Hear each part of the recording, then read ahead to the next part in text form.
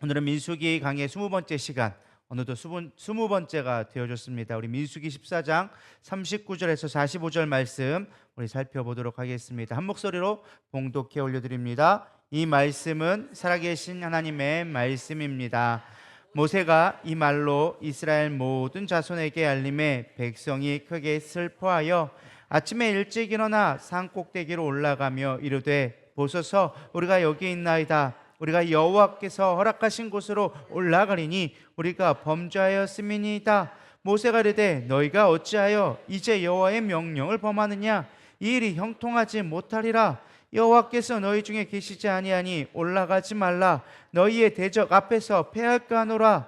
아말렉과 가나안인이 너희 앞에 있으니 너희가 그 칼에 망하리라. 너희가 여호와를 배반하였으니 여호와께서 너희와 함께하지 아니하시리라 하나 그들이 그래도 산꼭대기에 올라갔고 여호와의 언약궤와 모세는 진영을 떠나지 아니하였더라. 아말렉인과 산간지대에 거주하는 가나안인이 내려와 그들을 무찌르고 호르마까지 이르렀더라. 아멘. 오늘은 20번째 시간인데요. 어쩌니 저쩌니 해도 벌써 이제 3분의 1이 지난 것 같습니다. 금요일마다 제가 설교를 했었거든요. 근데 20번인데 중간에 빼고 모아했더니 올해 한 3분의 2 이상은 제가 금요일날 민수기 강의를 했던 것 같습니다. 그래도 여러분 가운데 은혜가 있으리라 믿습니다. 별로 지루하지 않죠? 그래도 민수기는 상당히 그래도 드라마틱한 것들이 많이 있어서 생각보다 재밌게 볼 수 있는 성경인 것 같습니다. 오늘의 말씀의 배경은 12명의 가나안 정탐꾼이 돌아온 뒤에 두 파로 나누게 되어지죠. 여호수아와 갈렙인 이제 믿음파와 그 다음에 10명의 부정적인 파가 나오게 되어집니다. 사실 가나안 정탐자 중에 여호수아와 갈렙만 빼고는 나머지 10명은 다 정복할 수 없다. 그리고 뿐만 아니라 이제 뭐 했어요? 그 다음에 사건이 백성들에게 가가지고 샬라샬라 한 거죠.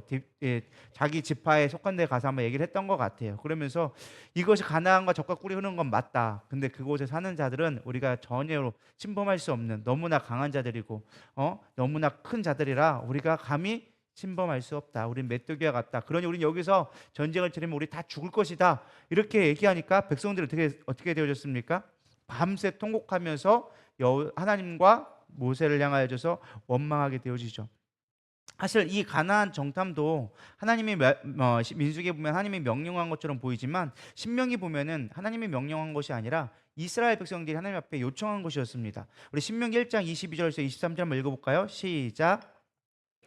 앞으로 나와 말하기를 우리가 사람을 우리보다 먼저 보내어 우리를 위하여 그 땅을 정탐하고 어느 길로 올라가야 할 것과 어느 성읍으로 돌아가야 할 것을 우리에게 알리게 하자 하매 내가 그 말을 좋게 여겨 너희 중 각 지파에서 한 사람씩 12를 택하매. 자, 보면 뭐라고 나와 있습니까? 이스라엘 백성들, 하나님 우리가 먼저 가서 우리가 어디로 정탐해야 되고 하나님 약속의 땅이니까 하나님 우리가 어떻게 침범해야 될지 우리가 뭔지 좀 알았으면 좋겠습니다 라고 얘기하니까 하나님이 그래 그렇게 해서라도 너희들이 가나안 땅에 들어가고 싶다면 내 약속을 믿겠다면 너희들 해봐라. 내 약속을 따르겠다는데 내가 그걸 왜 막겠니? 가서 너희들 정탐해봐 라고 해서 보낸 것이죠. 근데 그렇게 해서 믿음으로 갔으면 우리가 어려워도 하나님 내가 이겨보겠습니다 이렇게 해야 사실은 하나님도 보시기에 아 그래 너희들 믿음이 좋구나 저걸 통과했다 오케이 할 건데 딱 가서 보고 좋은 땅 맞네요 근데 우리가 갈 수 없는 땅이네요 라고 하면서 하나님 앞에 부정을 하게 되어진 것이죠. 하나님의 마음과 상관없이 하나님의 계획과 상관없이 자기들의 환경만 보고 판단하게 되어진 것이죠. 사실 원래 하나님의 계획 중에는요 또 다른 계획이 있었습니다. 하나님은 성경에 이거는 좀 신학적인 개념인데 땅을 되게 중요하게 여기셨습니다. 그래서 하나님은 이 가나안 땅이 뭐예요? 아브라함에게 이미 주시기로 약속한 땅이었어요. 그렇기 때문에 그 땅을 하나님이 주기로 했는데 아브라함 이후부터 어떻게 되어져요? 이미 가나안에 있었던 수많은 족속들이 이렇게 되어진 거예요. 그 땅에 우상으로 가득하고 하나님의 준비하신 땅인데 우상으로 가득하니까 뭐 하는 거예요? 이스라엘 백성을 통하여져서 이 땅을 깨끗게 하기 원하셨다라는 것입니다. 하나님이 이 땅에 우리 가운데도 원하시는 거 마찬가지예요. 우리로 하여금 뭐 하기 원하실까요? 이 땅을 깨끗게 하기 원하시는 거예요. 오늘날 우리가 교회의 사명은 무엇입니까? 이 땅에 죄악된 것으로 물들어진 이 세상을 우리가 빗댄 그리스도의 삶으로 하나님 말씀에 순종함으로 말미암아 세상 사람들이 아 하나님은 살아계시는구나 하나님은 정말로 존재하시는구나 라는 것을 보고 하나님 앞에 순복하게 만드는 것이 하나님의 구원의 방법이라는 것입니다. 믿으십니까? 단순히 나 혼자 죽어서 천국 가야지 그게 아니라 나로 하여금 말미암아 우리 교회를 통해 말미암아 이 땅에 하나님의 살아계심을 증거하기 원하시는 게 하나님의 계획이었다라는 것입니다. 그래서 내가 너에게 약속한 땅을 줄게. 그 땅을 향해 너희들이 들어가. 나는 분명히 준비해 줬어. 그러나 그 땅이 지금 오염됐으니까 너희로 하여금 내가 승리하게 할 테니까 너희는 나를 믿고 가. 이게 하나님의 계획이었다라는 거예요. 근데 지금 이스라엘 백성들은 그것과는 전혀 상관이 없어요. 하나님의 계획을 보지 않고 지금 뭐만 보고 있는 거예요? 환경만 보고 있는 거예요. 우리의 신앙생활도 마찬가지인 것 같습니다. 하나님이 주신 여러분 사명이 무엇입니까? 우리 교회에게 주신 사명이 무엇입니까? 우리는 그런 하나님의 사명을 바라봐야 될 이때에, 이 마지막 시대에, 정말로 악이 가득한 시대에 우리는 나의 필요와 욕망만을 앞서고 있지는 않는가? 하나님 이게 없어요. 하나님 이게 불편해요. 하나님 이건 아니지 않나요? 이건 우리에게 허락한 것이 아닙니다라고 우리는 말하고 있지 않는가? 살펴봐야 되리라 믿습니다. 사실 우리는 정답을 알고 있습니다. 정작 그러면서도 순종하기를 두려워하죠. 답은 알고 있어요. 사명대로 살아야지. 모르는 사람이 있나요? 내가 하나님 말씀에 순종해야지. 모르는 사람이 있나요? 아무도 없을 거예요. 근데 중요한 건 지금 내 삶이 너무 급박한 거예요. 하나님의 말씀이 들리지 않고 하나님의 계획과 뜻을 믿음으로 순종하는 것이 아니라 지금 나에게 보여지는 것이 더 크게 보이고 더 중하게 느껴진다라는 것이죠. 오늘 본문이 바로 이런 부분을 보여주고 있습니다. 어떻게 우리가 하나님 말씀에 순종하지 못하는가? 우리가 얼마나 교만하고 우리가 하나님 앞에 얼마나 진실되게 회개를 해야 되는가를 오늘 본문을 통해 보여주고 있습니다. 사실 이스라엘 백성은 마지막 이 가데스 바네아에서 하나님의 최종적인 시험에 실패하게 되어지죠. 사실 하나님은 처음부터 이스라엘 백성을 막 심판하려고 했던 것이 아니었습니다. 그들을 보고 인내하고 또 인내했습니다. 무려 10번이나 인내했다고 어떤 학자들은 얘기합니다. 조금 억지스러운 해석 같지만은 그래도 어느 정도 일리가 있는 것 같습니다. 2년여한 시간 동안 홍해 앞에서 애굽 군대를 두려워하였고, 또 홍해를 건너자마자 물이 없다고 해서 마라의 쓴물을 또 경험하게 되어지고, 신광야에서는 굶주림 가운데 하나님 앞에 먹을 것을 달라니까 하나님이 만나를 주셨는데 또 만나에 대한 탐욕으로 인하여져서 하나님이 거두라는 것 그 이상으로 거두게 되어지고, 심지어 안식일에 거두지 말라고 했는데 안식일에 거두기도 하고, 또 르비딤에서 또 목마르다고 해가지고 반석에서 물을 내는 사건도 일어나게 되어지고, 또 시내산에서는 어떻게 되었죠? 우리를 인도한 신을 만들자 금송아지를 만들고, 디베라에서도 불평해서 하나님의 불사르게 만들고, 그것도 모질라서 기브론 핫다와 우리의 고기를 달라 해가지고 하나님이 열받아가지고 니들 고기 먹고 죽어라 해가지고 아예 그냥 메추라기를 보내서 입에서 그냥 고기 빠지기 전에 이미 하나님께서 그들을 막 죽이신 사건들을 경험했음에도 불구하고 마지막 이 가데스 바네아 가나안을 앞두고 있는 시점에도 끝까지 그들은 뭐하고 있어요? 불평불만을 하고 있었다라는 것입니다. 하나님은 더 이상 이들을 인내할 수가 없었습니다. 왜냐? 이제 마지막 목전의 앞에 코앞에 있는데 이 상태로 들어갔다가는 하나님의 나라가 이루어질 수가 없거든요. 하나님의 계획이 이루어질 수가 없어요. 하나님은요 우리에게 한없이 인내하시고 한없이 참으십니다. 그러나 하나님 나라를 이루는데 결정적인 방해가 되어지면 하나님 심판할 수밖에 없다라는 거예요. 지금도 우리를 아마 인내하고 계실 거라 저는 믿습니다. 우리가 잘나서 이 자리에 있는 게 아니에요. 우리가 똑똑해서 이 자리에 있는 게 아니에요. 하나님이 인내하고 계시기 때문에 이 자리에 있는 거예요. 언제 무엇을 기다리려고? 순종하기를 기다리면서. 언젠간 순종하겠지. 언젠간 기다려주면 순종하겠지. 근데 마지막 가데스 바네아에서도 약속의 땅을 앞에 놓고서는 마지막 부인하는 그 모습을 보고 하나님은 더 이상 너희들에게는 소망이 없다. 그래서 더 이상 불평하지 않은, 불평할 수 없었던 20세 미만만 남겨놓고 내가 너희가 말한 대로, 그들이 이스라엘 백성이 뭐라고 고백했습니까? 우리가 광야에서 다 죽게 되었다. 이 광야에서 다 죽게 되어졌다. 가나안하고 전쟁하면 광야에 죽겠다. 우리 차라리 애굽으로 돌아갔으면 좋겠는데 애굽으로 돌아가기 너무 멀리 왔나요? 그죠? 오늘 아까 찬양도 불렀잖아. 너무 멀리 왔나요? 애굽으로 돌아가기 너무 멀리 왔어. 그러니 앞으로 가지도 못하고 뒤로도 가지 못하고 광야에서 다 죽게 생겼네. 뭐 이렇게 하면서 하나님 앞에 원망하니까 하나님이 뭐라고 말씀하십니까? 내가 너희 말한 대로 들어줄게. 너희들 내 앞에서 내가 광야에서 죽는다고 했지? 너희들 광야에서 다 죽게 만들어 줄 거야. 40년 동안 너를 광야에 둘 건데 하루를 불평하는 그 하루를 1년으로 쳐서 40년 동안 광야를 내가 돌게 만들겠다. 근데 그들이 이 말을 듣고서 어떻게 반응을 했을까요? 모세를 통해 이 말씀이 선포되어졌어요. 근데 이스라엘 백성들의 반응이 여러분 같으면 어떨 것 같았어요? 이런 말씀을 드리면 어떻게 해야 정상일까요? 하나님 우리가 잘못했습니다. 무릎 바짝 꿇고 하나님 살려주세요 해도 모자랄 판에 지금 이스라엘 어떤 생각을 했느냐? 에이 설마 그렇게 될까? 모세를 통해서 너희들 광야에서 40년 동안 죽어. 하나님이 그렇게 하셨대요. 니 빨리 홍해로 지금 다시 돌아가. 왔던 길로 돌아가라고 하나님 말씀하셨어. 근데 안 돌아가고 있는 거예요. 오히려 지금 말씀에 뭐라고 있습니까? 그들이 산을 향하여 올라갔다. 가나안을 향하여 올라갔다라고 얘기하고 있어요. 반대로 가고 있는 거예요. 하나님은 뭐라고 했어요? 야 돌아가. 너희들한테 40년 동안 광야에 하나님이 죽게 하신대. 근데 사실 생각해 보세요. 야, 너 죽는 거라고 하는데 여러분 순종할 수 마음이 있을까요? 야, 너 돌아가야 돼. 근데 광야에서 죽게 된대. 뻔히 죽는 길 뻔히 보이는데 하나님께 가라고 하는데 여러분 갈 수 있겠어요? 예를 들면 똑같은 거예요. 너 순교지 가라. 순교지 가서 죽어라. 거기 가면 너 한 10년 하다가 너 죽는다. 그럼 여러분 순교지 갈까요? 안 갈까요? 안 가죠. 왜 가요? 아무리 하나님 명령이고 나발이고 목숨이 걸렸는데. 안 그래요? 지금 이스라엘 백성이 그런 거야. 아, 설마 죽을까? 아, 광야에 설마 죽을까? 우리 가나안 땅 올라가서 하나님 가나안 정복한다고 약속해 주셨으니까 가서 치면은 이길 수 있겠지. 그런 마음으로 가고 있었다는 거예요. 근데 하나님이 화가 난 거예요. 야, 내가 널 죽게 한다니까? 열받아가지고 하나님이 정탐꾼 10명을 그 자리에서 다 죽여버렸어요. 한 방에 죽여버렸어요. 여기 어디 말씀이 나와 있냐? 이게 28절에 보면 나와 있어요. 28절, 그들에게 이르게 여호와의 말씀이 내 삶을 두고 맹세하노라. 너희 말이 내 귀에 들린 대로 내가 너희에게 행하리라. 그러면서 32절에 보면은 너희의 시체는 이 광야에 엎드러질 것이요 너희 자녀들은 너희 반역의 죄를 지고 너희의 시체가 광야에서 소멸되기까지 40년을 광야에서 방황하는 자가 되리라. 근데 그들이 안 깨게 되어지니까 36절에 모세를 보냄을 받고 땅을 정탐하고 돌아와서 그 땅을 악평하여 온 회중에 모세에게 원망한 한 사람 곧 그 땅에 대하여 악평한 자들은 여호와 앞에서 재앙으로 죽었고. 이미 죽은 거예요. 그러니까 그 상태에서 너를 죽는다라고 일단 말 안 들어보니까 그 자리에서 표본으로 10명을 싹 다 죽여버렸어요. 어떻게 보면 하나님은 되게 잔혹한 것처럼 보이지만 하나님은 지금 뭐 하려고 하시는 거예요? 이스라엘을 살리기 원하시는 거예요. 이 상태로 놔두면 이스라엘 가나안 땅 들어가면 다 죽게 생겼다. 내 말에 순종해 너희들이 가나안의 전쟁에서 이길 수 있는데 너희들이 지금 내 말을 순종하지 않고 믿지 않으니까 안 되겠다. 그러면은 가장 그 책임을 물을 10명에게 내가 책임만 물을게. 그래서 10명만 사실은 죽인 거예요. 이해가 되시나요? 물론 그 뒤에 이스라엘 백성이 40년 동안 이제 광야에서 정확히 말하면 38년 동안 광야에 돌면서 죽게 되었는데 사실은 여러분 생각해 보세요. 20세 이상 되는 그 사람들 이 40년 동안 죽으면 광야에서 하루에 몇 명이 죽어야 될까요? 계산 별로 안 해보셨죠? 하루에 100명씩 죽어야 돼요.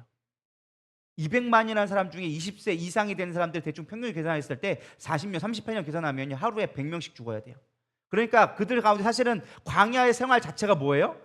맨날 초상이에요. 맨날 주초상. 하루에 100명씩 죽어나가니까 10지파라 12지파라고 한다면 한 지파에 최소한 10명씩은 죽어나가는 거예요. 최소 9명에서 10명 정도는 매번 죽어나가는 거예요. 매일.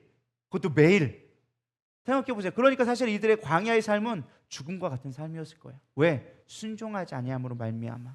근데 그들이 여기서 말을 듣고 다 10명 죽었으면 정신 차려서 하나님 우리가 하나님 말씀에 순종하겠습니다 하고 죽든 슬든 그냥 무조건 끌려갔어야 되는데 광야로 들어갔어야 하는데 그래도 순종하지 않는 거예요. 자기의 생각이 옳다. 하나님이 가라고 했죠. 그럼 우리가 이제 갈게요 하면서 하나님의 명령도 없었어. 그럼에도 불구하고 뭐 하는 거예요? 산에 올라가는 거예요.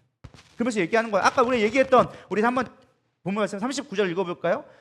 40절 읽어보겠습니다. 시작. 아침에 일찍 일어나 산 꼭대기로 올라가 이르되 보소서 우리가 여기 있나이다. 우리가 여호와께서 허락하신 곳으로 올라가리니 우리가 범죄하였음이니이다.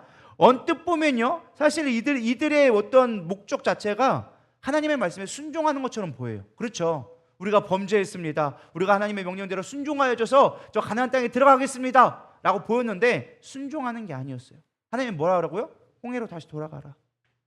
너희들 말한 대로 내가 일단은 심판해야겠다. 그래 너희들이 고집이 꺾고 난 다음에 내가 그 다음에 해볼게. 사실 돌아갔어야 거기서 설령 죽을지언정 하나님 앞에 회개할 수 있는 기회라도 얻었을 건데 그들은 지금 그렇지 않은 거예요. 자기의 생각만이 옳다고 지금 당장 발 앞에 불 떨어진 것만을 두려워하고 있었던 거예요. 10명이 죽었네. 하나님 진짜 죽이시겠네? 아이고 무서워라. 빨리 하나님 말씀대로 살아야지. 그때서야 한다라는 거죠. 여러분 순종에도 때가 있다는 걸 기억하시기 바랍니다. 우리가 하나님 말씀대로 산다고 하나님 뜻대로 산다고 그게 다 좋을 거냐? 그렇지 않다는 거예요. 순종의 때가 있다는 거예요. 우리를 부르시는 때가 있고 하나님의 준비하신 때가 있어요. 근데 그때 순종하지 않잖아요? 하나님 100명 죽이시는 거예요. 언제까지? 돌아올 때까지 100명 죽이시는 거예요. 광야에 40년 왜 돌아요? 안 돌아도 될 판이었어요. 그냥 거기서 하나님 뜻대로 우리가 나가겠습니다 했으면 될 건데 그게 안 되니까 100명 돌리는 거예요. 그나마저 순종하지 않고 내가 이제 순종해 볼게요 해봐야 때가 되지 않으니까 하나님의 말씀하신 40년의 때가 되지 않으니까 해결할 수가 없다라는 거예요. 그러니까 내가 한 번의 불순종으로 내가 몇십 년을 뱅뱅 돌 수 있다라는 거예요. 언제까지요? 하나님이 작정하신 때까지, 하나님이 용서하신 기간 때까지. 할렐루야.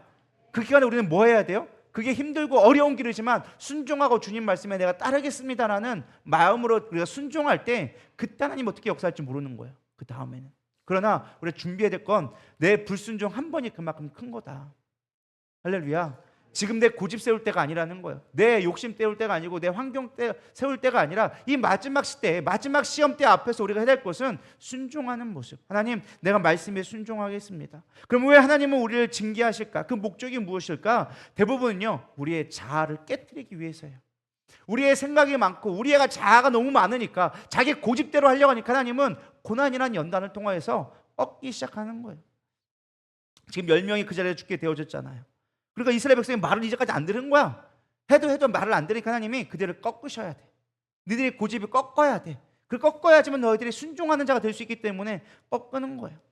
사실 우리가 구원받는다는 것은요, 외적인 변화가 아니에요. 우리 많은 사람들이 구원을 외적인 변화로 생각할 때가 있어요. 아니요, 구원은 내적인 변화예요.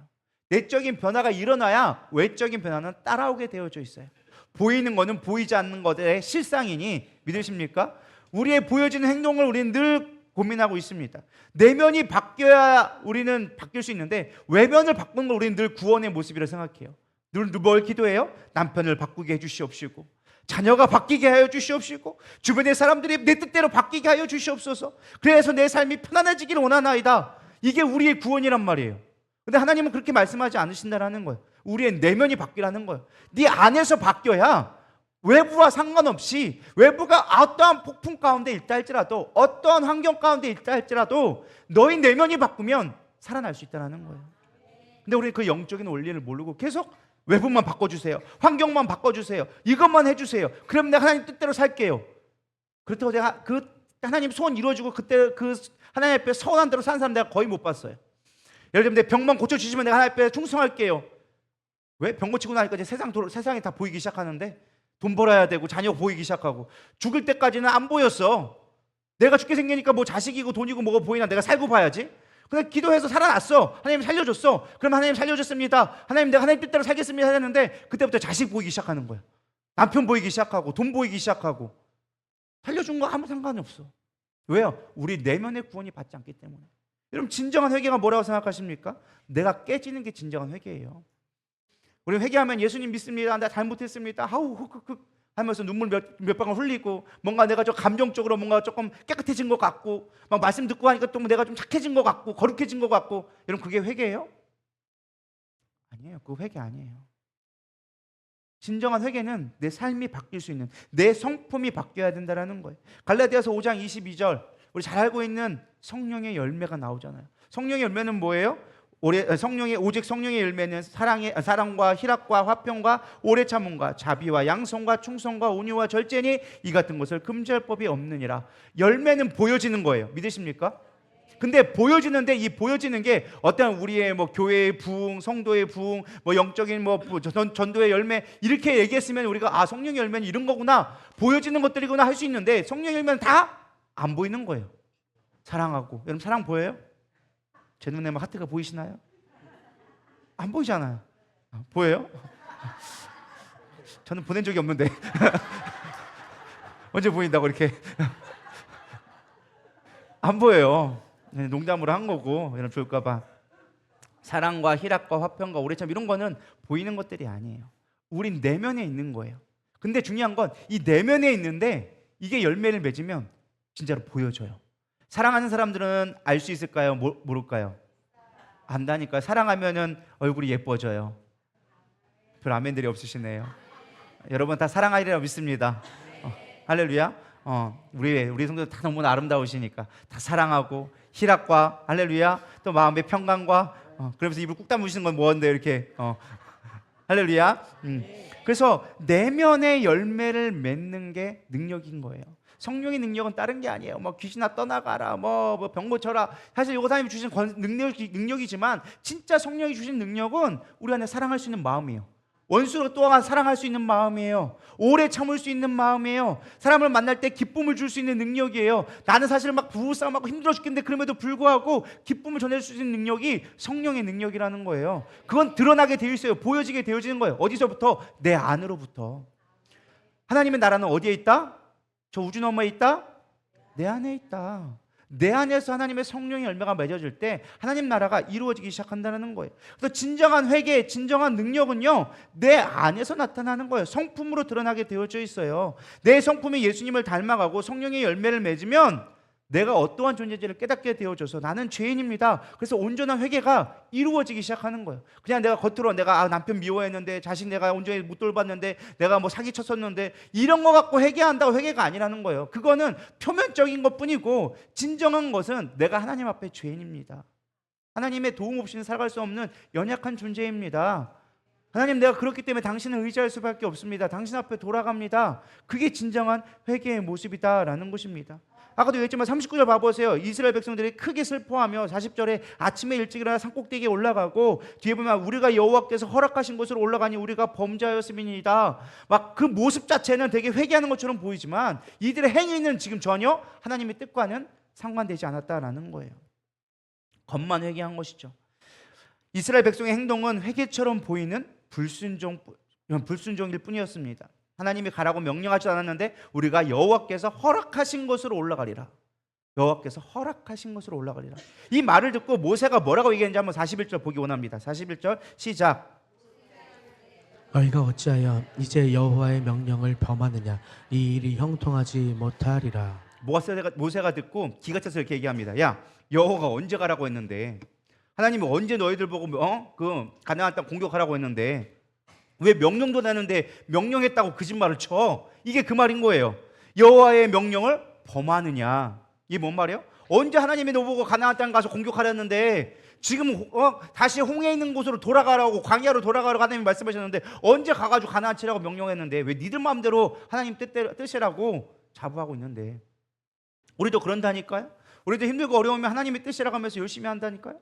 여러분, 그게 하나님의 뜻이 아니에요. 진짜 하나님의 뜻이 어딘가를 분별할 수 있어야 돼요. 들을 수 있어야 돼요. 이들이 분명 하나님 말을 들었거든요. 근데 안 들렸어. 이게 이해가 되시나요? 들었는데 안 들었어.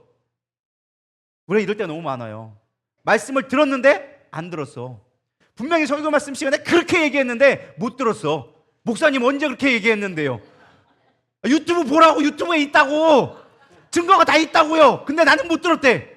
그때 뭐 했냐고, 말씀 들었대. 그러면 그 왜 못 깨달았냐고. 난 못 들었대. 끝까지 환장하겠어. 막 뭐 유튜브 보면 다 나와 있는데 뭐 어떡하라고 이렇게 얘기했는데, 이렇게 웃고서 좀 이따 가면 다 못 들었는데요. 이렇게 웃어놓고도 몰라. 또 못 깨달아. 우리가 그럴 때가 얼마나 많다고요.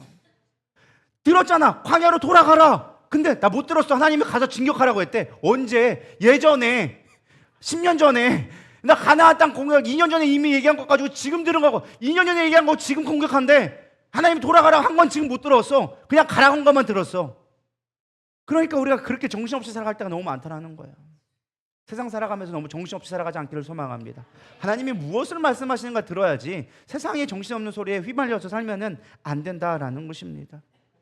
25절 얘기했죠. 너희는 내일 돌이켜 홍해길을 따라 광야로 들어갈지니라. 방금 전에 얘기했거든요. 근데 그거 안 들려. 왜? 내 생각에 갇혀 있는 사람들, 내 주장에 갇혀 있는 사람들은요, 하나님 말씀을 들을 수가 없어요. 그래서 우리는 내 자신이 깨어져야 되는 거예요. 고난 가운데 깨어지는 거. 때로는 고난이 힘들고 아프지만 그 고난을 통해서 우리는 하나님의 뜻이 무엇일까를 늘 간구해야 돼요. 하나님 왜 이런 고난을 주셨어요가 아니라, 하나님 이걸 통해서 하나님 뭘 하기 원하시는데요? 지금 내가 무엇을 하나님 앞에 순종해야 되는데요? 들을 수 있는 귀를 열어놓은 신호라는 거예요. 할렐루야. 그 되기를 소망합니다. 사실 쉬운 말은 아니었죠. 광야 가서 죽으라는데 누가 그 마음 편하겠어요. 그럼에도 불구하고 들을 수 있어야 살 수 있다는 것입니다. 모세는 42절에 그렇게 얘기합니다. 내가 너희와 동행 안 할 테니 올라가지 마라. 올라가면 너희들 다 죽는다. 대놓고 얘기했어요. 야, 하나님이 뜻하신 것이 아니야. 하나님이 너희와 함께하지 않아. 그리고 너희 집 가면은 다 죽어. 그 있잖아요. 그 오징어 게임에서 이러다 다 죽어 막 이런 거 있잖아요. 똑같이 얘기한 거예요. 너 이러면 죽어. 올라가지 마. 죽어. 막 했는데도 백성들이 뭐 했어요? 자기 생각의 고집대로 지금 못 가고 있는 거예요. 못 듣고 있는 거예요. 분명히 모세를 통해 얘기했어. 가면 죽어. 근데도 불구하고 나는 올라갈 거야. 이게 하나님의 뜻이야라고 착각하고 있다라는 것이죠. 결국 44절 45절에 보면 그들이 그래도 산꼭대기에 올라가고, 뭐라고요? 그래도 산꼭대기에 올라가고, 올라가면 죽어 하는데 그래도 올라가. 죽을 걸 알면서도 올라가. 죽어로 가라는 길은 살리는 길인데, 그러니까 쉽게 말하면 우리는 죽어야 되는데 죽으라고 하지 않으니까 어떻게 되어진다? 진짜 죽는다. 하나님은 우리를 죽으라고 얘기해. 나는 날마다 죽노라. 바울도 얘기했어. 그러니까 죽으라고 가는 길이 사실 죽는 길이 아니라 뭐 하는 길이에요? 사는 길이에요. 근데 우리는 죽으라고 얘기하니까 말만 듣고 나 안 갈 거야. 그건 죽는 길이야. 나 죽으면 안 돼. 나는 끝까지 살려야 하면서 내가 끝까지 육으로 살려고 하니까 진짜 죽는 거예요. 이해가 되시나요? 여러분, 지혜 있기를 소망합니다. 죽으라 가는 길은 하나님 죽이라고 보내는 길이 아니에요. 우리를 살리려고 가는 길이에요. 근데 우리는 그 길을 못 믿고 끝까지 살려고 하니까 진짜 죽는 일을 경험하게 되는 것이죠. 그렇다면 우리가 진정한 회개가 무엇일까? 이것만 하고 오늘 말씀 마치도록 하겠습니다. 할렐루야죠? 갑자기 엄청나게 은혜가 오기 시작하죠. 그래놓고 또 열정할지도 몰라요. 자, 진정한 회개가 무엇일까? 첫 번째는 삶의 변화가 있어야 회개다. 악어의 눈물이란 말이 있습니다. 여러분, 악어의 눈물이란 말 들어보셨나요? 크로코다일 티어스라고 얘기하는데 이게 뭐냐? 아기가 이집트의 나일강에 악어가 있는데 먹이를 딱 잡아 먹어요. 그러면서 눈물을 흘리는 거예요. 악어 막 잡아 먹어서 지금 생명을 빼앗고 이제 잡아 먹고 막 이렇게 피를 뚝뚝 흘리고 있는데 악어가 눈물을 흘린다는 거예요. 그래서 이게 정말로 잡아 먹는데 흘리는 눈물이 되게 처량하게 보인다고 해서 악어의 눈물. 그러니까 되게 멋있어 보이지만 사실은 가식적인 눈물이다. 죽여가면서 내가 눈물 흘리는 거? 여러분 이해가 되나요? 생명을 빼앗으면서 이해받는 거. 사실은 그거는 원래는 자연스러운 신체적인 반응이래요. 여기 뒤에 눈물샘이 있는데 입을 너무 크게 불려가지고 그 뼈가 눌려가지고 눈물이 그냥 나오는 것 뿐이래요. 근데 그게 언뜻 보기에는 악어가 그거를 잡아먹으면서 눈물을 흘리는 것처럼 보인다고 해서 악어의 눈물이라고 하는데 이중적인, 이 위선적인 행위를 할 때 악어의 눈물이다라고 얘기한다고 한다는 것이죠. 근데 우리 신앙생활하면서 이 악어의 눈물을 흘릴 때가 많이 있습니다. 특히 아마 이런 거죠. 막 교회에 와가지고 막 내가 잘못을 깨닫는 것 같아. 막 회개를 합니다. 예배 분위기에 막 눈물을 흘리는데 정작 집에 가면은 똑같아. 주님, 제가 잘못한 것 같아요. 그러다가 집에 가가지고 또 열배 가가지고 또 막 이렇게 하고 있고, 막 술 마시고 있고, 막 부부싸움 하고 있고, 내 남편을 미워한 것 같아요. 주님 용서해 주세요. 하면서 막 하다가 가가지고는 또 꼬라지 보고는 저 인간 언제 죽나 막 이러고 있고. 이게 뭐예요? 악어의 눈물이라는 거야. 그럴 때가 있다는 거예요. 여러분 뭐 웃으시는 분은 어느 정도 동의하신 거라고 믿습니다. 또 주는 거죠. 막 교회에서 겸손하게 막 섬기는 척, 교회에서 겁나 잘 섬기는데 회사에 가면 이제 사악한 부장님 되어지고, 내가 너만 아니면 막 다니고 싶다, 막 회사 다니고 때 너만 아니면 정말 행복할 것 같다. 근데 그 부장님이 교회 장로님이시네. 그런 사람도 있다라니까요. 이게 악어의 눈물, 그런 사람들 많다라는 거예요. 또 쇼윈도 부부, 막 교회에서는 막 금술이 너무 좋아. 근데 집에 가면 맨날 부부싸움하고 막 후라이팬 날라다니고 너 죽네 나 삭네. 그런 사람 있을까요, 없을까요? 있어요. 우리 교회는 없기를 축원합니다. 불쌍한 사람들 이웃을 돕자하면 아멘 그렇습니다. 교회가 해야 될 사명은 그것입니다. 라고 해놓고 정작 세상에 나가면 가난한 사람들 핍박하고 그 사람들 등쳐먹고 이런 사람들이 교회 안에도 많다라는 거예요. 악어의 눈물인 사람들이 너무 많다라는 것이죠. 겉은 눈물을 흘리는 것 같은데 뒤로는 다 잡아먹고 있는 그런 모습들이 우리 신앙 가운데 있을 수 있다는 것이죠. 그거는 거짓된 회개라는 거예요. 진정한 회개는 우리의 삶이 반드시 동반되어져야 돼요. 사울과 다윗을 좀 비교해 보려고 합니다. 사무엘상 15장에 보면 여러분 잘 알고 있는 사울 왕이 아말렉 전쟁에서 하나님의 능력으로 이기게 되어집니다. 하나님이 얘기하죠. 야, 이 아말렉 것은 내가 다 취할 거니까 하나도 남기지 말고 다 죽이고 남기지 말아라. 내가 죄악을 없이 하려고 그런다. 근데 이게 딱 가봤더니 이게 살찐소도 있고 살찐연소도 있고 막 금은보가 가득하네. 눈이 돌아갈까요? 안 돌아갈까요? 돌아가죠. 사울왕의 눈이 돌아가가지고 뭐라고 명령했느냐? 야, 양과 소가 너무나 좋다. 이걸 하나님 앞에 제물로 바쳐서 우리가 하나님 앞에 드림으로 말미암아 좋은 것을 드리면 좋지 않겠느냐? 하나님 뭐라고 했어요? 분명하게 다 죽여라. 아말렉에 있는 건 내가 씨도 남기지 않을 거다. 뭐 소고 양이고 다 죽여. 거긴 다 죄악된 거니까 다 죽여버리고 내가 깨끗하게 너희 가운데 승리를 줄게. 근데 겉보기에 탐해서 그것을 하나님 앞에 드린다는 예물로 자기 입마에 포켓해놓고 몇 마리만 드리고 하나님 앞에 드렸던 것이죠. 하나님의 사무엘 선지자가 이거를 알았을까요? 몰랐을까요?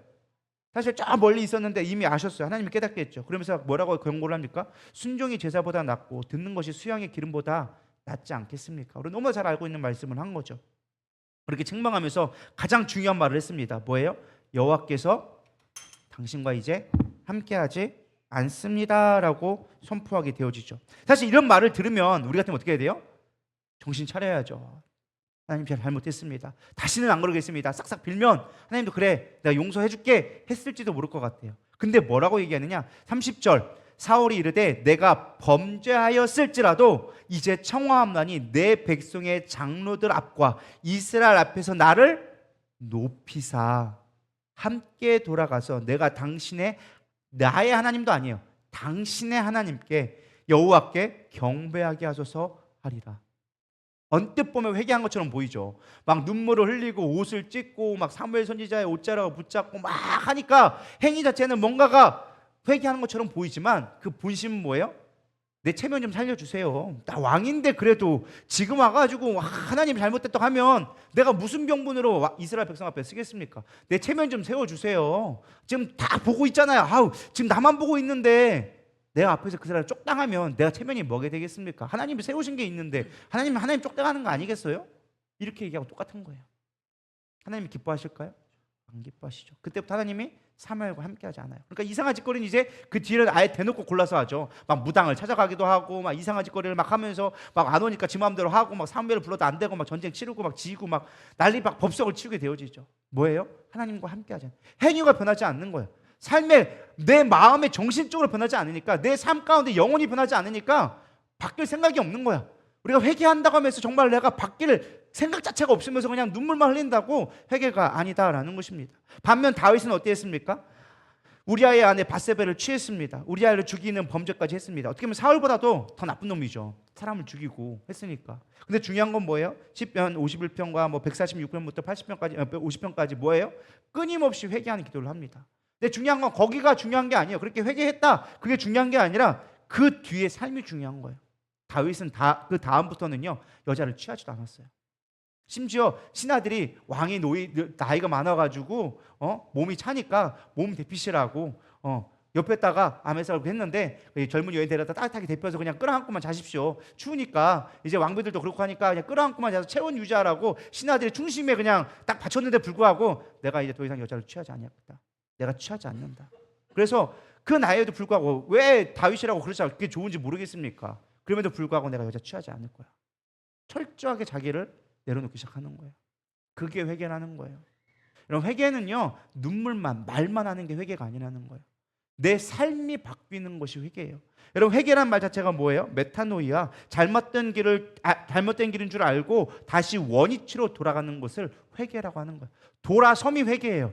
내가 그냥 후회하는 게 회개가 아니라 내 삶이 완전하게 하나님 앞에 하나님의 뜻 가운데로 돌아가는 걸 우리는 회개라고 얘기하는 것입니다. 그래서 회개의 기준은 무엇이냐? 철저하게 내 기준이 되면 안 돼요.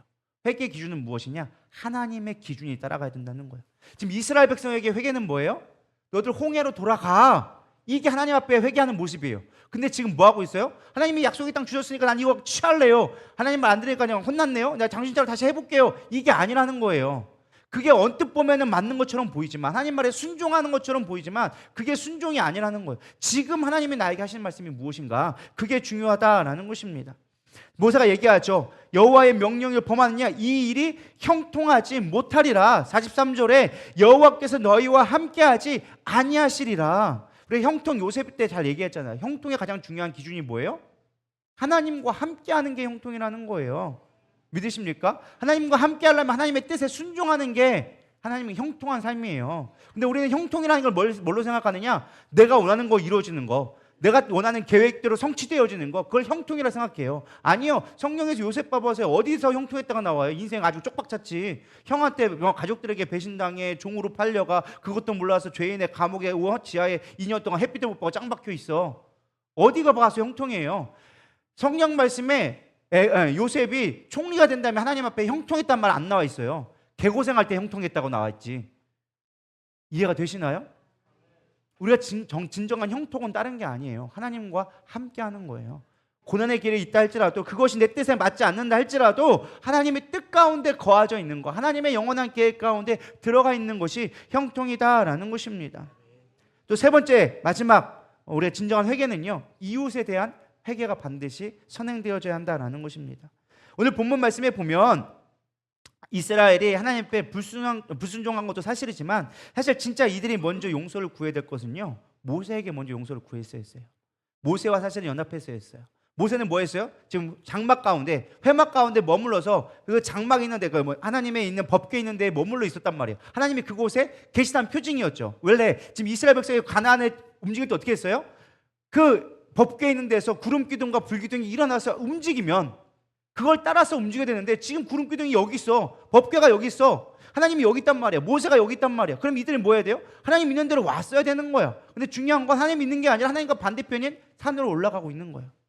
근데 모세는 지금 거기 있단 말이에요. 그럼 뭐 해야 돼요? 모세에게로 돌아왔어야죠. 연합했어야죠. 연합이 하나님의 뜻인데 이들은 연합의 목적이 아니라 자기 뜻을 이루는 게, 지금 자기가 옳다는 걸 주장하는 것이 훨씬 더 앞장섰다라는 것입니다. 저는 교회 안에서도 마찬가지인 것 같아요. 교회 안에서 진정한 회개가 뭘까요? 하나님, 내가 잘못했습니다. 세상적으로 잘못했습니다. 그게 그럴까요? 저는 그것이 아니라 생각해요. 교회 안에서 감정 때문에, 내 고집 때문에 연합하지 못한다면 그건 하나님의 뜻이 아니라고 저는 생각합니다. 그것이 하나님의 뜻을 이루는 길이 아니에요. 아무리 교회에서 열심히 봉사하고 수고한다 할지라도 정작 교회 안에 있는 형제조차 내가 용서하지 못하고 연합하지 못한다면 하나님의 뜻 가운데 이뤄갈 수가 없다는 거예요. 사소한 분쟁은 있을 수 있어요. 그러나 그것이 감정 싸움으로 벗어나고 사단이 틈을 주게 해서는 안 된다는 거예요. 믿으십니까? 용서해야죠. 지금 내가 맨날 보는 성도도, 형제도 용서하지 못하는데 불신자들을 어떻게 품을 것이며 그 영혼을 위해서 우리가 어떻게 올 수 있냐는 거예요. 할렐루야. 그게 쉬운 일이 아니라는 거예요. 형제를 용납하지도 못하면서 어떻게 불신자를 품고, 회개는 내가 뭘 잘못해서 막 우리가 뭐 내가 뭘 잘못했는데요, 그렇게 할지 모르겠지만 하나님의 뜻이 그게 아닌 걸, 하나님의 뜻은 연합인 걸, 교회 안에서 하나 되는 건데 한 몸에 한 지체가 되어져 있는데 그걸 이루지 못한다면 우리는 아무리 다른 거 봉사하고 내가 뭐 성교를 뭐 몇 천만 원씩 낸다 할지라도 성도들하고 맨날 불화한다면 하나님 기뻐하는 자가 될 수 없다는 거야. 10개 잘하면 뭐해? 하나 때문에 망하는데. 그렇지 않나요? 여러분, 우리가 예를 들어서 독에 중독됐다고 생각해 보세요. 독은 0.1g만 있어도 우리는 독에 중독될 거예요. 내 몸에 100%를 채워야 꼭 독에 중독될 게 아니라 0.1%라도 나를 죽일 수 있는 치명적인 독이 있단 말이에요. 99가지를 잘해도 한 가지 때문에 망할 수 있는 게 우리의 잘못이라는 거예요. 하나님이 원하시는 게 무엇인지 여러분 깨닫기를 소망합니다. 먼저 내 안에 있는 형제들을 사랑하고 돌이켜야 돼요. 이웃과의 관계를 꼭 점검해 보기를 소망합니다. 제가 보니까 인생이 그렇더라고요. 사람의 관계 속에서 꼬이면요, 내 삶도 꼬이더라고요. 그래서 인생에 꼬인 것들을 푸는 방법은 다른 게 아니에요. 사람들과의 관계를 푸는 거예요. 인생에 꼬인 건요, 뭐 돈이 푸는 거, 돈도 아니에요. 돈도 중요하지 않아요. 사람의 관계가 풀리면 돈도 풀리게 되어져 있고요, 내 인생도 풀려지게 되어져 있다는 거예요. 여러분 가만히 보세요. 뭐 때문에 꼬였는가? 내 인생이 고난 가운데 있다. 뭐 때문에 꼬인 것 같아요? 내가 관계 잘못해서. 그 사람이 뭐 나에게 이렇게 했으니까. 아니요. 내가 그렇게 내가 딱 온전하게 결단하고 온전하게 내가 선을 베풀었다면 웬만해서는 사실 관계가 꼬일 일이 별로 없어요. 저는 성향이 좀 그런 것 같아요. 내가 엄청 사람들에게 잘해주지는 못해. 근데 내가 사람들에게 웬만하면 내가 해를 끼치지 말아야지. 그게 저의 신조 중에 하나예요. 그래서 저는 웬만하면 사람들하고 말을 잘 안 섞으려고 그래요. 목회자로서 사실 좀 자격 부족인 것 같긴 한데 내가 이래서 목회할 수 있을까 생각도 들긴 하는데, 저를 경험해 보시면 알 거예요. 저는 여러분들하고 사사히 웬만하면 얘기를 잘 안 해요. 진짜로 그렇다니까요. 그렇게 동의를 안 하시는 것 같은데, 오늘 아침에도 사실은 뭐 저라고 왜 여러분들하고 노닥거리 하고 싶지 않겠어요. 근데 저는 뭐 하고 있었을까요? 혼자서 조용히 분위기 잡고 있었어요. 저기서 다 분위기 잡고 다 놀고 있는데 혼자서 분위기 잡고서 커피 달고 건강 생각한다고 커피도 안 마시고 미숫가루 먹어가면서 혼자서 그냥 홀짝홀짝 마셔가면서 혼자 분위기 잡고 있었어요. 왜 얘기할 게 없겠어요? 왜 얘기하고 싶지 않은 게 많겠어요? 저 말 되게 많아요. 저랑 교육해 보신 분들 알 거예요. 저 1시간 내내 떠들 수 있는 사람이에요. 말 진짜 많은 사람이거든요. 근데 웬만하면 말을 안 하려고 하는 거예요. 못해서 안 하는 게 아니라 안 해서 안 하는 거예요. 왜요? 실수할까 봐. 조금 내가 좋은 목사가 못 돼도 나쁜 목사는 되지 말아야지. 실수하는 목사는 되지 말아야지. 그게 사실 저의 어떤 목회적 지금으로서는 방향성이에요. 내가 실수하지 말아야지. 근데 우리가 잦은 말 실수 하나 때문에 사실은 내 신앙에 많은 위협을 당할 수가 있단 말이에요. 할렐루야. 여러분 관계를 잘 회복할 수 있기를 소망합니다. 새신자 교육할 때 제가 늘 회개에 대해서 교육할 때마다 무엇을 얘기하느냐, 소개하는 것이 밀양이라는 영화를 제가 꼭 소개를 해줘요. 회개라는 단어가 나오면 사실 밀양이라는 영화 보면 시내가 나오죠. 근데 이 영화 속에 이제 혼자 남아서 자신의 원래 이 이야기는 벌레 이야기라는 이제 청주인의 소설가를 극본으로 한 건데 사실 여기에 보면은 진짜 이 아들 하나 믿고 이혼하고 이제 아들 하나만 놓고 자신의 살던 원래 고향인 밀양에 와서 그것도 이중적인 의미죠. 밀양이라는 게 그늘진 음지란 뜻이거든요. 밀양에 와서 혼자 이제 생활하려고 사는데 어느 날 이 아이를 집에 밥 보다 보니까 낳는데 아이가 없어진 거야. 봤더니만은 이제 납치가 된 거죠. 유괴범이 된 거예요. 나중에 유괴범을 잡았는데 어떻게 되었을까요? 이미 아들은 죽어져 있는 거야. 너무나 그거에 상실감이 커가지고 인생 살아가다 이유를 못 찾은 거예요. 어쨌든 범인이 잡혔으니까 감옥에 갔죠. 근데 그거에 공허함을 찾을 수가 없어서 막 방황하다가 우연찮게 이제 교회라는 곳을 찾아가게 되어집니다. 복음을 전달했고 하나님의 그러면서 용서에 대한 걸 설교를 듣고 깨달아져서 내가 이제 용서해 주러 가야겠다. 그 범인을 내가 아들을 죽인 그 범인을 용서해 줘야겠다. 여러분 같으면 할 수 있겠나요? 쉽지 않을 것 같아요. 내 아들을 내 자식을 죽였는데 용서해 준다? 엄청난 큰 결심이죠. 큰 결심을 가지고서는 갔어. 근데 얘가 나왔는데 살인범이 나왔는데 태평한 표정으로 나온 거야. 그러면서 하는 말이 당신도 하나님을 만났군요. 나도 이곳에서 하나님을 만났습니다. 그리고 하나님 이곳에서 내 죄를 다 용서해 주셨습니다. 갑자기 전도연이 빵 한 거죠. 시내가. 아니 정작 죽은 건 내 아들인데 하나님이 용서하면 끝이냐고. 내가 용서를 안 했는데 왜 하나님이 용서해 줬냐고. 내 용서를 먼저 구했어야 되는 거 아니냐고. 그러면서 빵 뒤집어지죠. 그래가지고 교회에서 다 뒤엎고 하나님이고 나발이고 필요 없다고 해서 떠나버리면서 밀양현 영화가 끝나요. 사실 그 영화가 우리에게 주는 시사가 그거죠. 뭐예요? 교회를 비판한 건데 하나님 앞에만 회개하면 다냐. 사람들한테 회개하지 않으면 너를 회개한 거 아니다 라는 사실 기독교를 비평하는 그 영화 중에 하나가 사실 밀양이라는 영화죠. 사실 성경의 가르침은 그렇지 않습니다. 마태복음 5장 23절에 24절을 보면은 그러므로 예물을 제단에 드리렀다가 거기서 내 형제에게 원망 들을 만한 일이 있는 것이 생각나거든 예물을 제단 앞에 두고 먼저 가서 형제와 화목하고 그 후에 와서 예물을 드려라. 예배가 중요한 것이 아니라 형제와 화목하는 게 더 중요한 것이다. 그런 다음에 와서 예배를 드려라 라고 성경에도 분명하게 가르쳐주고 있죠. 근데 우리는 그 말씀에 순종하지 못해요. 진정한 회개는요 관계부터 풀어가야 돼요. 근데 사실 돌 던진 놈은 모르고 맞은 놈만 아프다고 그렇게 우리가 그러잖아요. 돌 던지는데 개구리는 죽어나가는데 돌 던진 건 모른다고. 우리가 사실 상처를 주고도 모를 때가 있어. 그럴 때 우리가 빨리 깨닫게 해달라고 기도하고 그런 것들을 우리가 빨리 캐치할 수 있어야 돼요. 그래야 하나님과의 관계도 풀어질 수 있다는 것이죠.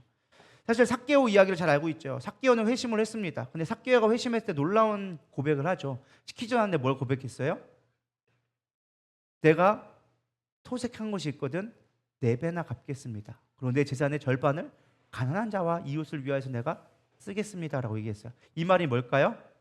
내 전 재산을 들여서 사람들과의 그동안 맺힌 원한을 풀겠습니다라는 고백이에요. 왜? 삭개오는 뭐였으니까? 세리장이었거든요. 사람들에게 돈을 삥 뜯어가지고 그걸로 자기 배를 채웠던 사람이었어요.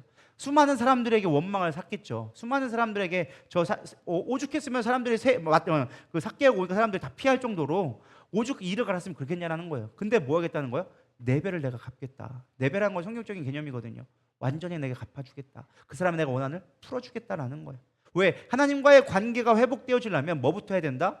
관계부터 풀어줘야 된다. 할렐루야. 왜 이 말씀이 나간지 모르겠지만 오늘 본문이 그래요. 우리가 정말 진정한 회개를 해야 진정한 순종도 할 수 있고 그래야 하나님의 뜻을 이뤄갈 수 있다라는 것입니다. 말씀을 정리합니다. 여러분 진정한 회개는 반드시 행동, 삶의 변화가 있어야 돼요. 그리고 반드시 하나님의 뜻대로 우리가 회개를 해야 돼요. 내 방법, 내 계획대로 하는 것이 회개가 아니에요. 그것이 순종이 아니에요. 하나님의 뜻 가운데 순종해야 되고 하나님의 깨로 돌아가는 것이 진정한 회개다라는 것입니다. 마지막 3번째는 이웃과의 관계에 있어서도 회개를 할 수 있어야 돼요. 이웃과의 관계가 풀어져야 하나님 관계가 풀어질 수 있다는 거예요. 근데 우리가 그 관계를 간과해요. 하나님 앞에만 회개하면 됐다고 생각할 때가 있어요. 하나님의 뜻 가운데 대해서 열심히 살고 있다고, 내 교회 열심히 봉사했다고, 그게 중요한 게 아니라는 거예요. 그것보다 더 중요한 건 뭐예요? 관계를 풀어나갈 수 있는 지혜를 구할 수 있는 저를 늘 소망합니다. 그럴 때 하나님께서는 우리 가운데 놀라운 축복을 준비해 주고 계세요. 너의 맡긴 것을 풀어주겠다고 약속해 주십니다. 역대하 7장 14절 우리 한 목소리에 읽어보고 우리 기도로 나아가도록 하겠습니다. 내 이름으로 일컫는 내 백성이 그들의 악한 길에서 떠나 스스로 낮추고 기도하여 내 얼굴을 찾으면 내가 하늘에서 듣고 그들의 죄를 사하고 그들의 땅을 고칠지라. 아멘. 내 백성이, 우리가 하나님의 백성이라 한다면 악한 길에서 떠나 스스로 낮추고 기도한 건 뭐예요? 회개하라는 거예요. 회개의 기도를 온전히 드리라는 거예요. 그리고 내 얼굴을 찾으면 하나님 앞에 나아오게 되어지면 내가 하늘에서 듣고 죄를 사하여 주어서 너희들로 하여금 이 땅을 회복시켜 주리라. 여러분 삶 가운데 모든 문제를 해결해 주겠다라는 거예요. 땅을 고쳐준다는 건 우리의 삶을 변화시켜 준다라는 거예요. 여러분 내 삶이 안 풀린다? 그럼 내가 뭔가 하나님 앞에 맺혀져 있다라는 거예요. 하나님 앞에 뭔가 불순종한 게 있다라는 거예요. 이스라엘 백성처럼 너희들은 지금 내 말을 듣지 않고 내가 너에게 수없이 많이 기회를 줬지만 듣지 아니하고 불평하고 원망했기 때문에 너희에게 마지막 기회를 주는 거야. 광야로 돌아가. 광야로 돌아가서 다시금 나의 시험을 통과하고 와. 왜? 광야는 하나님의 우리를 고통스럽게 만드는 시간이 아니라 우리로 하여금 하나님의 말씀, 하나님을 믿는지 시험하는 과정이 광야였기 때문에 다시 시험을 치르고 와. 다시 치러서 나에게 순종할 수 있는 때가 되어지면 너희가 이 땅을 내가 너희한테 줄게. 할렐루야. 우리의 축복의 때가, 하나님의 때가 분명히 기다리고 있다는 거예요. 약속의 때가 있어요. 근데 우리가 불순종하고 회개하지 않으니까 그 축복을 주지 못하고 있다는 거예요. 여러분 인생에 막힌 것이 무엇이 있습니까? 왜 내 인생은 꼬이고 안 풀리냐고요? 우리가 회개하지 않아서 그래요.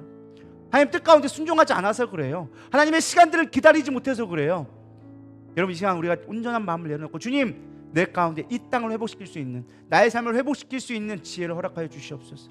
이 말씀이 나에게 살아있는 말씀을 되게 하여 주시옵시고 내게 반응하게 하여 주시옵소서. 그냥 한 시간 때우는 설교가 아니라 내 마음을 찔려져서 회개할 수 있는 마음이 있게 하여 주시옵소서. 이스라엘 백성처럼 내가 너희를 심판하리라 하는데도 아유 그렇게 되겠어? 될까? 이런 우리의 반응이 아니라 하나님 내가 회개합니다. 마음을 찢고, 너희는 옷을 찢지 말고 마음을 찢어야 했는데 하나님 내 마음을 찢어서 하나님 앞에 나아가기를 소망합니다. 기도할 수 있는 저 여러분 되기를 소망합니다. 우리 이 시간 조금 어려운 찬양이긴 하지만 우리 하나님 앞에 가사를 생각하면서 우리 기도로 찬양하고 기도로 나아가도록 하겠습니다.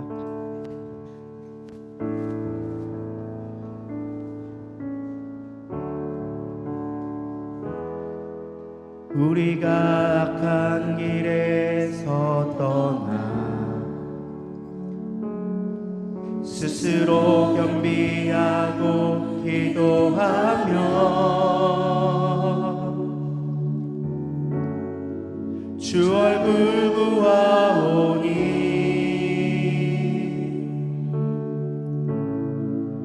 이 땅 고치소서. 다시 한번 고백합니다. 우리가 악한 길에서 떠나 스스로 겸비하고 기도하며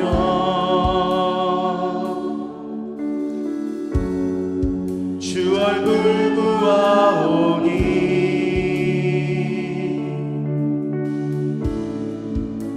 이 땅 고치소서. 주여 들으소서. 주 이름으로 일컫는 백성에게 부흥을 주소서. 주여 들으소서. 주 이름으로 일컫는 백성에게 부흥을 주소서.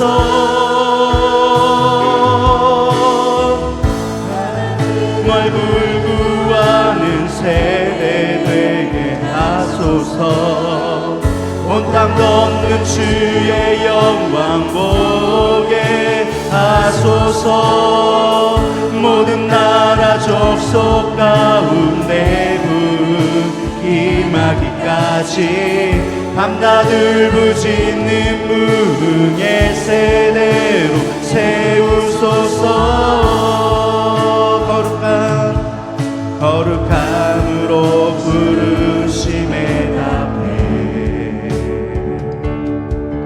우리가 성회로 모여 울며 기도하고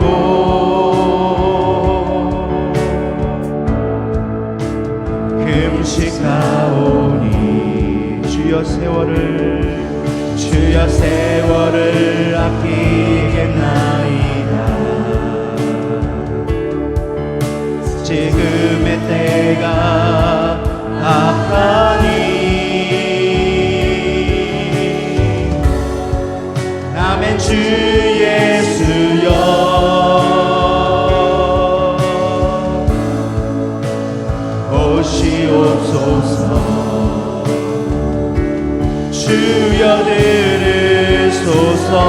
주 이름으로 일컫는 백성에게 부흥을 주소서.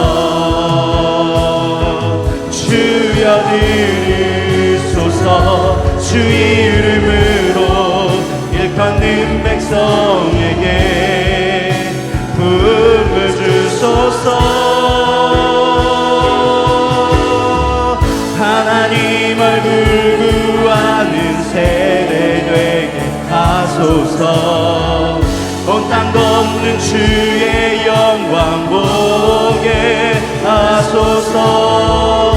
모든 나라 족속 가운데 임하기까지 밤낮 울부짖는 무흥의 세대로 세우소서. 하나님 얼굴 구하는 세대 되게 하소서. 온 땅 덮는 주의 영광 보게 하소서. 모든 나라 족속 가운데 임하기까지 밤낮 울부짖는 무흥의 세대로 세우소서. 다시 한번 하나님 얼굴 구하는 세대 되게 하소서. 온 땅 덮는 주의 영광 보게 하소서.